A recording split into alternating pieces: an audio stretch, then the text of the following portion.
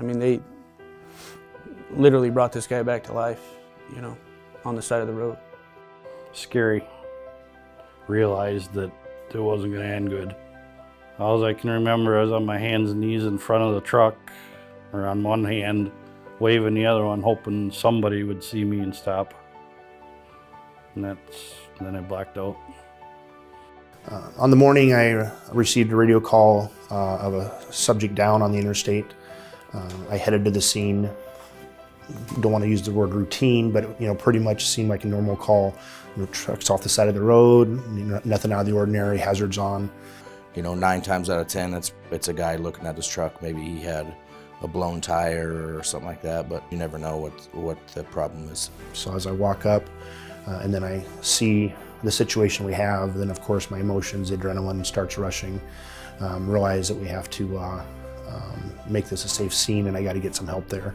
When Trooper Hitchcock pulled him from the vehicle, and I saw the condition that he was in, I could just, I could only see from his neck up, but his face was completely purple.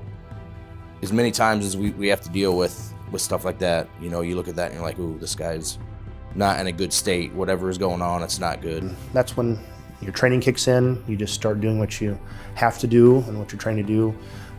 It's always great though when there's other people there. Deputy Ferguson was right there. If there's a stoppage of the heart, if we can get some kind of something to help them within an hour, their chances of survival is greatly increased.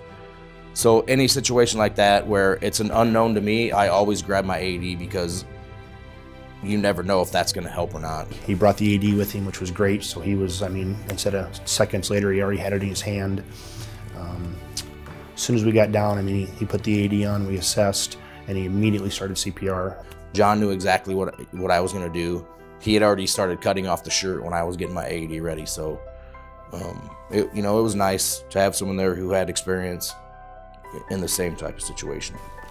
A short time later, a Council Bus captain showed up that was on his way to work, assisted, and then at about the same time, a semi-driver had stopped and advised that he was an emergency medical technician from out of state and had a bottle of oxygen, which we don't normally have. Initially, while the CPR was going on, I didn't feel the pulse.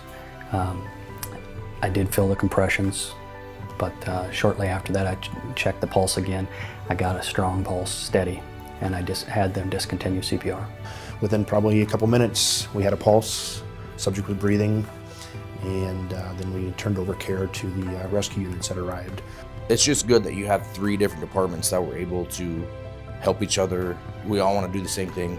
We're here to help people and to see positive outcomes in situations like this. The fact that our save rate is so high, it's not because of one agency, it's because of that working together, that network that we've developed. Each guy on scene was a veteran officer, so it makes it a lot easier. They just kind of work together. We've got Underwood Volunteer Fire Department that responded. We had Council Bluffs Medic 3 crew, I believe, take the patient in, and then the hospital ER staff.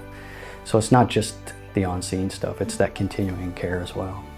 I'm very, very thankful to the Deputy Ferguson and Captain McKeon for their assistance, as well as the other semi-driver that stopped. I'm very happy that he's alive, that he's recovered. It makes a great ending to the story.